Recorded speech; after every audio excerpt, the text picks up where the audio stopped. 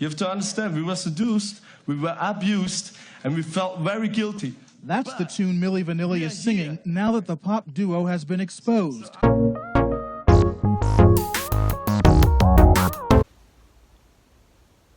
Hello, everyone. Oh, sorry. Today we are talking about 80s and 90s scandals, honey. Escándalo. Escándalo. We're going to touch on, like, our favorites. We, like, live and breathe and die by these stories. Do you want to start with your personal favorite, or do you want to do a little chronological situation? Let's do chronological. Okay. So with that, let's go back to, well, this started all the way in the 60s. Take it back in time. Jim Baker and Tammy Faye Baker. Through the eyes of Tammy Faye. The makers of the PTL network, which stands for Praise the Lord. If you don't know who they are, they were two, like, basically pioneers of, like, televangelism, if you will. They completely branded out, and they made multiple network shows. They were the first satellite Christian network. Locations, churches. They built, like, a Disney World for Christians.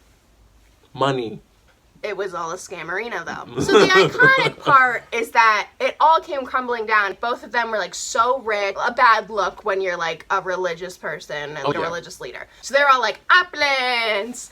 And then everyone else was like, no! You gotta go! They were doing well before they did the Praise the Lord network. And they, like, a coup was pulled on them, and somebody took their network. The reason that someone had to take over the network was because the Jim Baker guy had cheated on Tammy Faye with some, like, other person. That story was, like, coming out, and so that made him look bad, and so, like, someone had to come in and save it. But he turned on them. They lost everything. Jim Baker gets arrested for fraud because he's having everyone, like, you know, pay him money and shit to, like, keep this machine going. He's telling you to double your payments and triple your payments. Like, first of all, they got them good because they found a way to make Christianity fun, and then they found a way to make it a scam. And the images of Jim Baker, like, being, like, taken to, like, court one day. Literally. But the real icon of this story is Tammy Faye's eyelashes. No, it's Tammy Faye Baker, girl. Tammy Faye Baker is literally, like, a gay icon, a pioneer of televangelism. She was reaching out to, like, AIDS patients. She was one of the first people on TV to hug an AIDS patient and, like, talk to them. That's like Princess Diana level of legend. It is that legendary. I mean, she had a moment there where, like, she was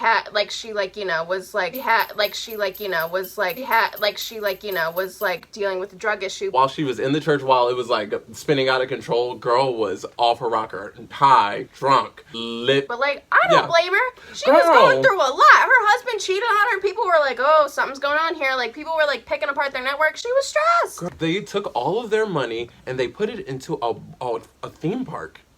And then the theme park ate up all their money. It was the most visited, like, theme park next to Disney World and Disneyland, right? Like, girl, that would put me through enough stress. They weren't making that money back. The scam just didn't end. That's what, they got greedy. That's how most of these things, like, get messed up. The greed. How appropriate. It's so perfect. Look at that. Tonya Harding and Nancy Kerrigan. Yes! Why?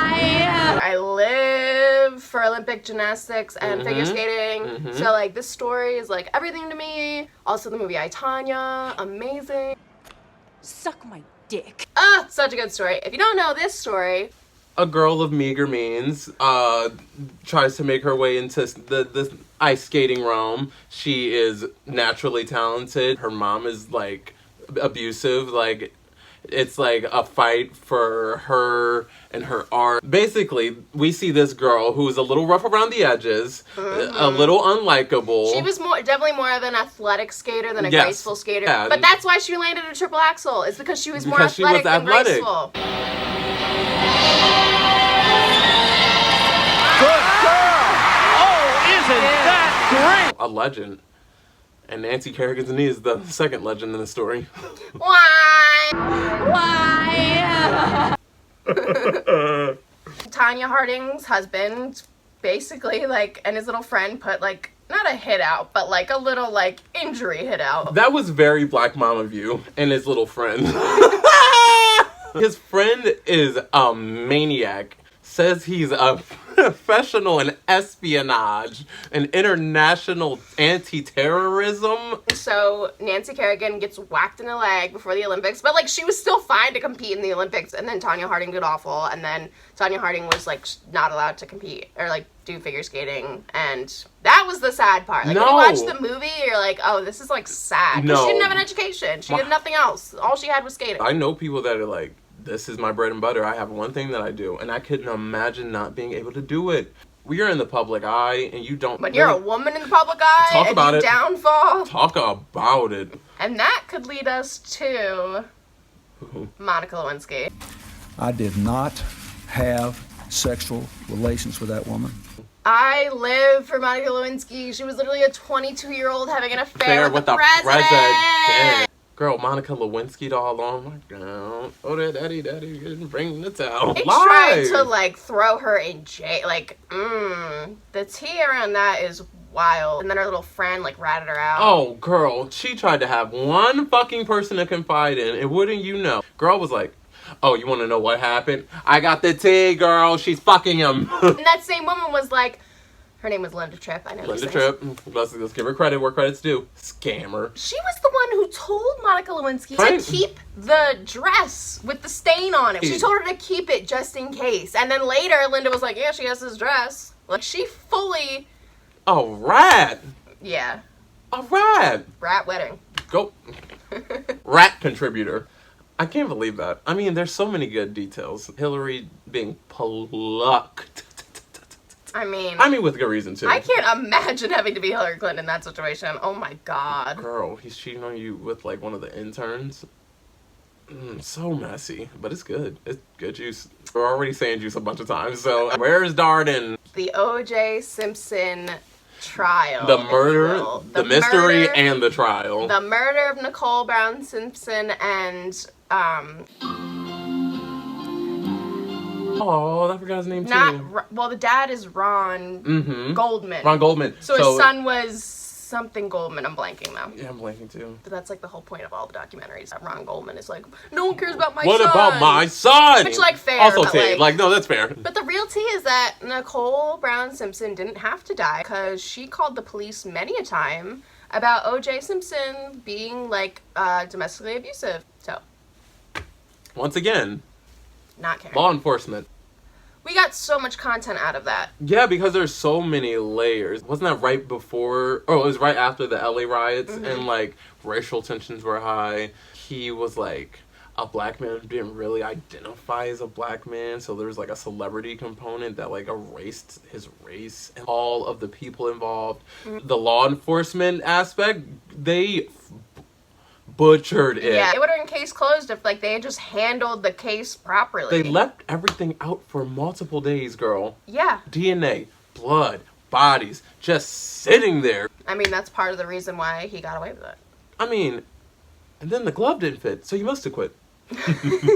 If it doesn't fit, you must have quit. Yeah. Imagine if that happened like now.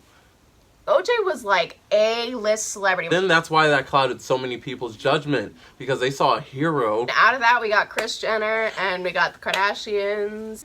Yeah, I can't believe. John Benet Ramsey, girl. My girl.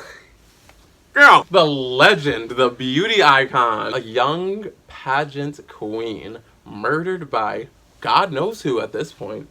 Who? I think. Who is it?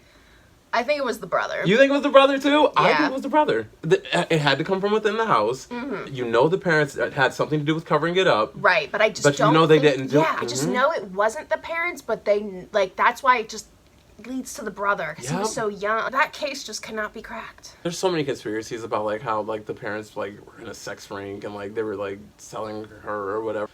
That's not as believable as, like, a young, impressionable, jealous, maybe confused brother, like, goes in the basement and, like, kills his sister. Like the mom's handwriting basically matched the ransom note, which, like, then makes it look like it's the parents, but I think it was the parents, like, trying to cover it up. Well, that's all for today. Thanks for watching our episode about scandalous things. Thank you for being so scandalous. I'm Lo. And I'm your cashier at Aldi, going too fast, but not making things go faster. Make sure to subscribe! Bye.